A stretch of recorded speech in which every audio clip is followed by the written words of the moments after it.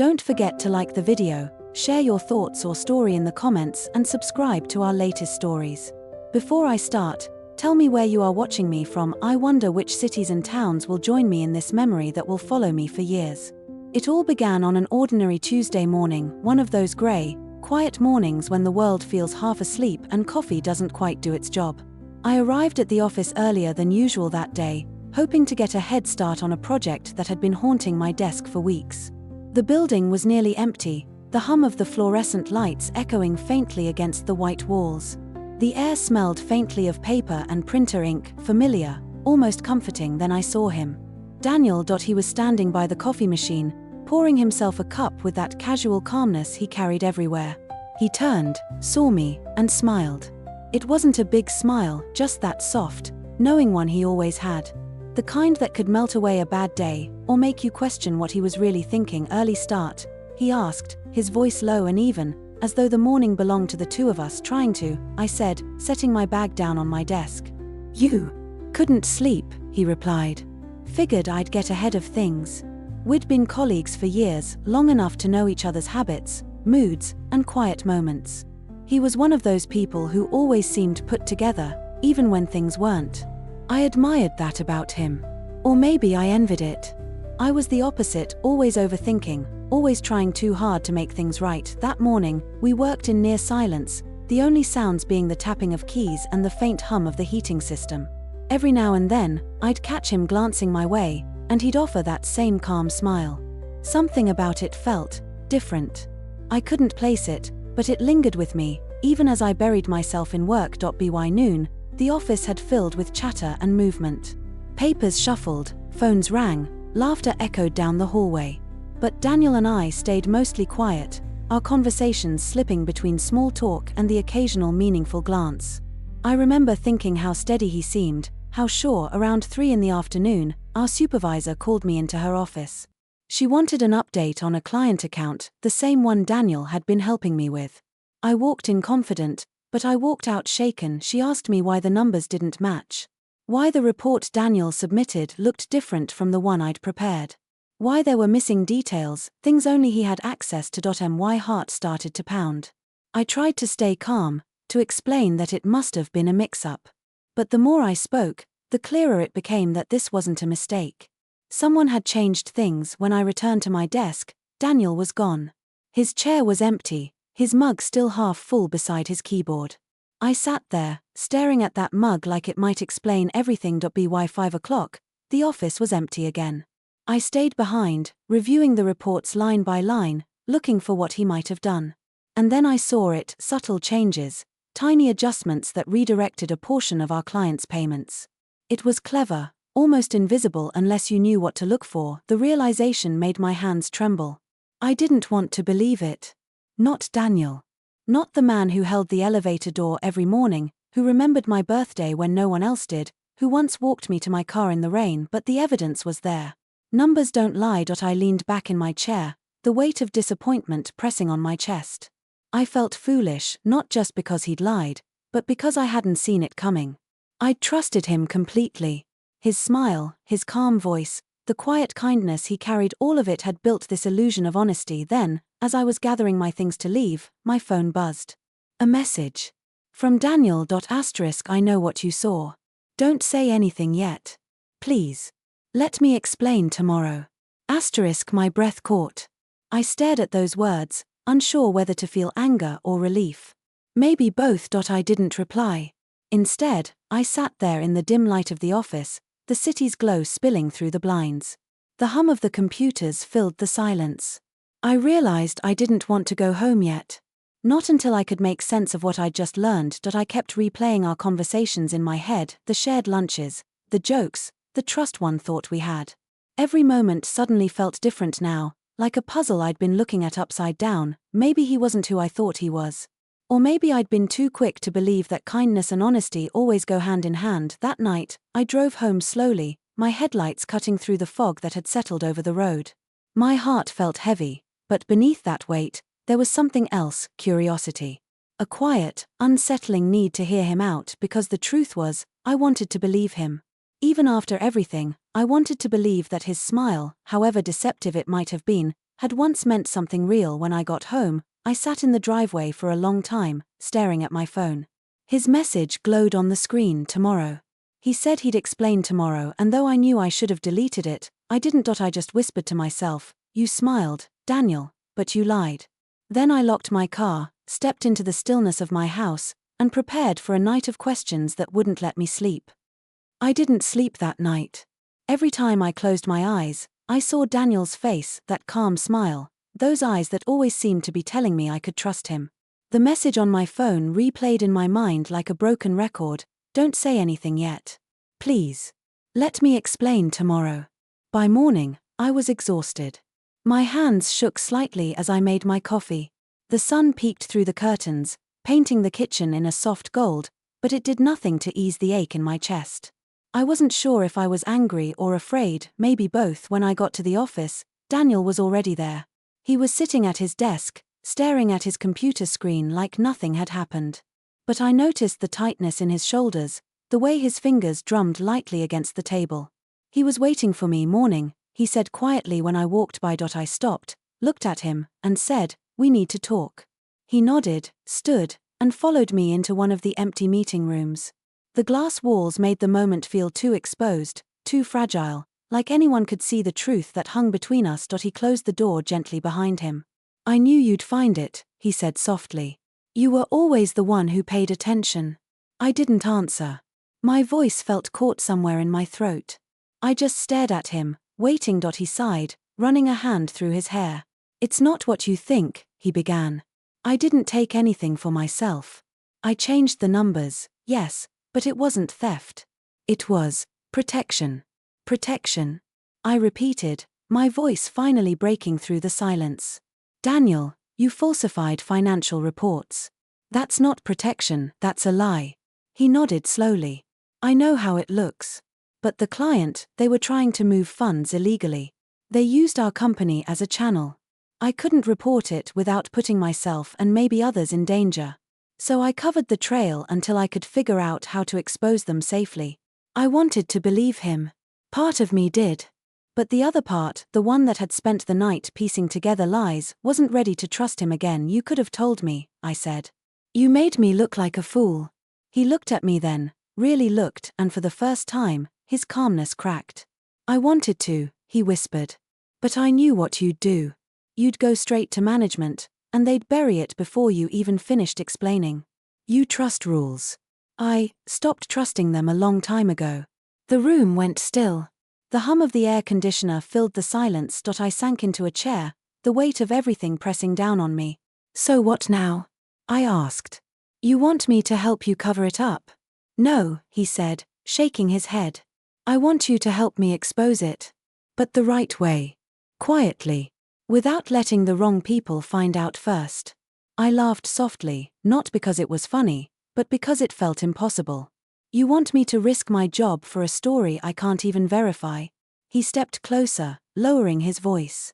"You know me, don't you? After all these years, you know I wouldn't lie about something like this." That sentence, "you know me," it hit something deep inside. Because the truth was, I did know him. Or at least, I thought I did. I looked at his eyes, searching for the man I'd worked beside for years, the one who remembered how I took my coffee, who covered my shifts when my mother was in the hospital, who once told me that truth mattered more than comfort. And yet here we were, standing in the middle of a lie. "Give me proof," I finally said. "If what you're saying is true, I'll help you. But if I find out you're playing me, I'm not," he interrupted. "I'll show you everything. Tonight. After work." His tone was steady, but there was something behind it, a mix of fear and urgency. When I walked out of that room, I could feel the shift. The air in the office seemed heavier, the chatter more distant. People went about their routines while I carried a secret that didn't belong in that quiet space. The hours crawled by. Every phone call, every file I touched felt like a distraction from what was coming. At one point, I caught Daniel watching me from across the room, not with that easy smile this time, but with something almost apologetic in his eyes. When the clock finally hit 6, most of the office emptied out. I packed my things slowly, waiting until the last person left. Daniel appeared by my desk just as I zipped my bag. "You ready?" he asked quietly. I nodded, though my chest felt tight. We walked out together, our footsteps echoing down the empty hallway. Outside, the sky was fading into that dusky blue that only lasts a few minutes before night takes over. He led me to a small cafe a few blocks away, one of those tucked-away places that always smelled like roasted beans and rain-soaked streets. The lights inside were dim, warm. We took a corner booth, and for a long moment, neither of us spoke. Then Daniel pulled out a folder from his bag. "Everything's here," he said. "Transactions, messages, contracts. Enough to prove what's really happening." I hesitated before opening it. My fingers brushed the edge of the paper, trembling slightly. Inside were pages, dozens of them, covered in numbers, names, and signatures. The deeper I read, the colder I felt. He wasn't lying. The client had been moving money under false pretenses. And the higher-ups, they had to have known. When I finally looked up, Daniel's eyes were fixed on me. "Now you see why I couldn't tell anyone," he said. I exhaled slowly, my mind spinning. "This could ruin everything," I whispered. He nodded. "Or fix it. Depends on how brave we are." Something shifted between us in that moment, not romantic, but deeply human. A shared understanding, the kind that comes only when two people stand at the edge of something that could change their lives. For the first time since this began, I believed him, but belief, I knew, came with a cost. As we left the cafe that night, the streetlights flickered softly in the misty air. Daniel walked beside me, quiet but calm, as though the weight he'd been carrying was finally lighter. And though I still wasn't sure what the next day would bring, I knew one thing for certain: the lie he told had led me to a truth I wasn't ready to face, the truth about him. And maybe, the truth about myself. The next morning felt heavier than the day before. I walked into the office with a sense of purpose, but also a lingering unease that I couldn't shake. Daniel was already there, perched at his desk, typing away as though nothing extraordinary had happened. But I knew better. Everything had changed. I spent the morning reviewing the documents he had shown me, double-checking everything, tracing patterns, connecting dots. It was exhausting work, but I needed to be certain. Not just for him, not just for the company, for myself. Trust, once broken, demands proof to be rebuilt. Around mid-morning, Daniel approached me with a small, almost hesitant smile. "Have you found what you were looking for?" he asked quietly, as though even asking might shatter the fragile trust we were rebuilding. I looked up from my papers. "I have. It's complicated, more complicated than I thought." He nodded, sitting across from me.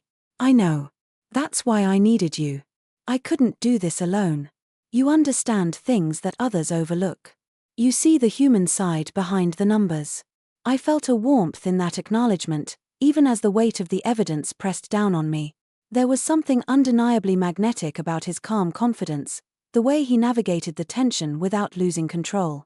But I also reminded myself to be cautious. The line between trust and deception had been blurred. By lunchtime, the office was buzzing with its usual energy.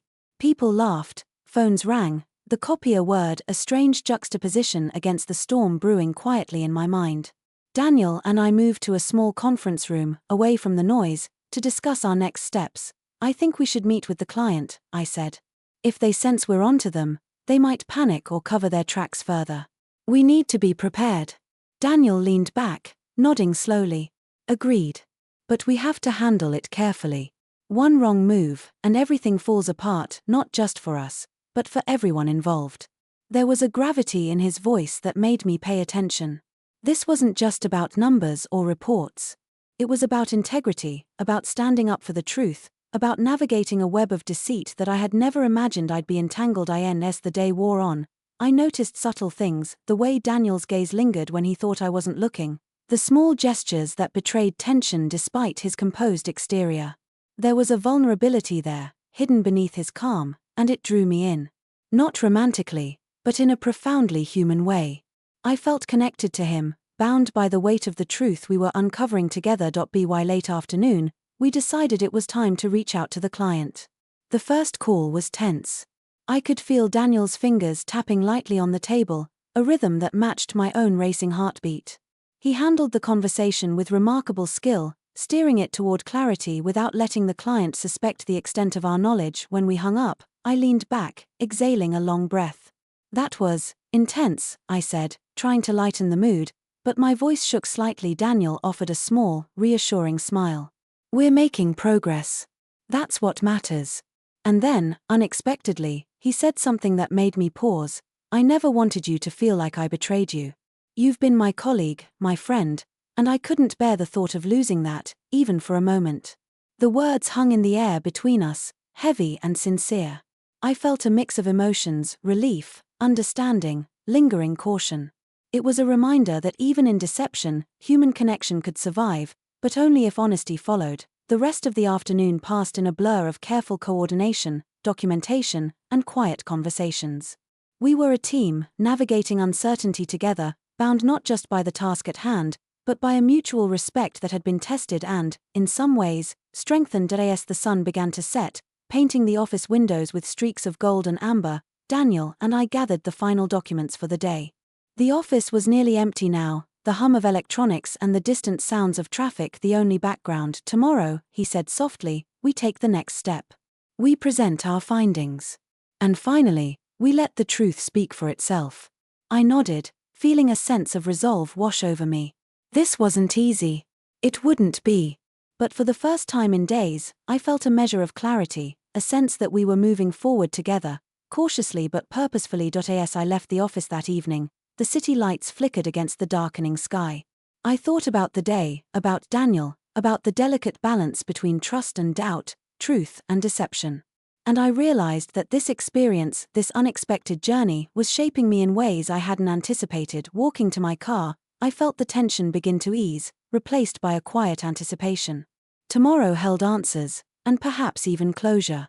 But for now, I carried with me a sense of partnership, of shared purpose, and the growing understanding that even when someone lies, the truth, when uncovered together, can bring people closer, not further apart.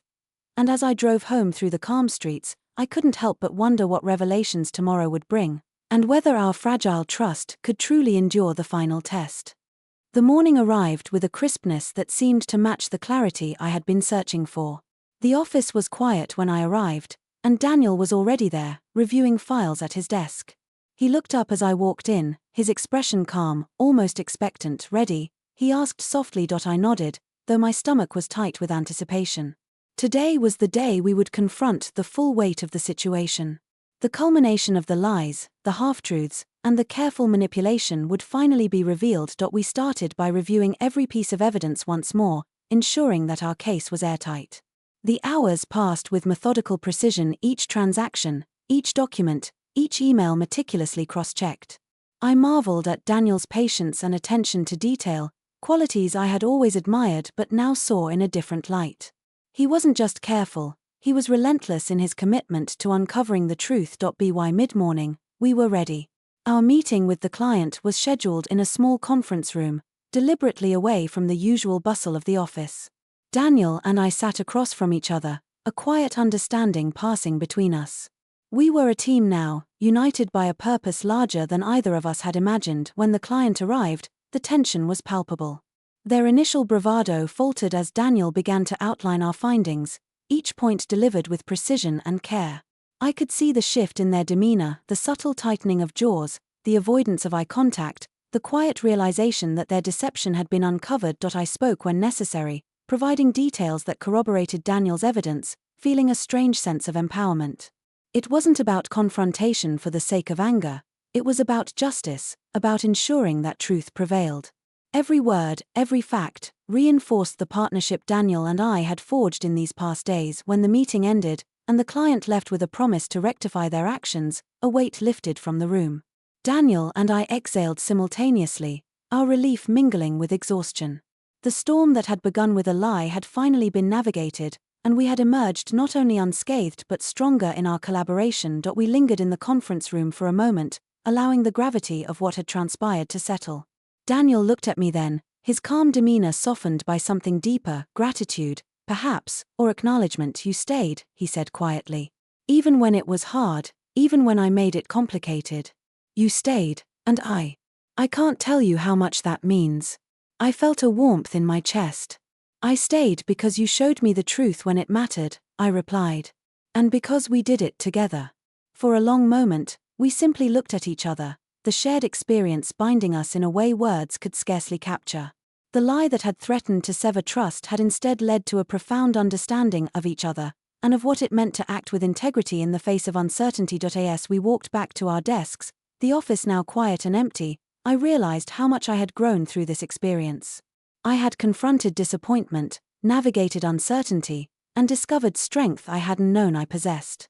And in doing so, I had learned to appreciate the complexity of human behavior, that even those who falter, who conceal truths, can ultimately choose to do what is right. Later that evening, as I left the office, Daniel and I exchanged a final glance, one of mutual respect and quiet acknowledgement. No grand declarations were necessary. Our shared journey spoke volumes. Driving home, I reflected on everything that had transpired. The lie, the revelation, the partnership, and the resolution all had taught me something invaluable. That truth, when pursued with patience and courage, has the power to heal, to connect, and to illuminate paths that might otherwise remain hidden. By the time I reached my driveway, the city lights twinkled softly against the night sky. I felt a sense of closure, but also gratitude for the lessons learned, for the trust rebuilt, and for the human connection that had emerged, unexpectedly, from the shadow of ALAS. I stepped into my house. I whispered to myself, a quiet affirmation of growth and understanding. Sometimes, a smile can hide the truth, but it can also lead you to it. And in that moment, I knew I had not only discovered the truth about Daniel but also about my own capacity to trust, to navigate complexity, and to emerge stronger on the other side. The experience would stay with me for years, a reminder that even amidst deception, respect, integrity, and understanding can prevail if one is willing to look beyond the surface and embrace the full depth of human intention.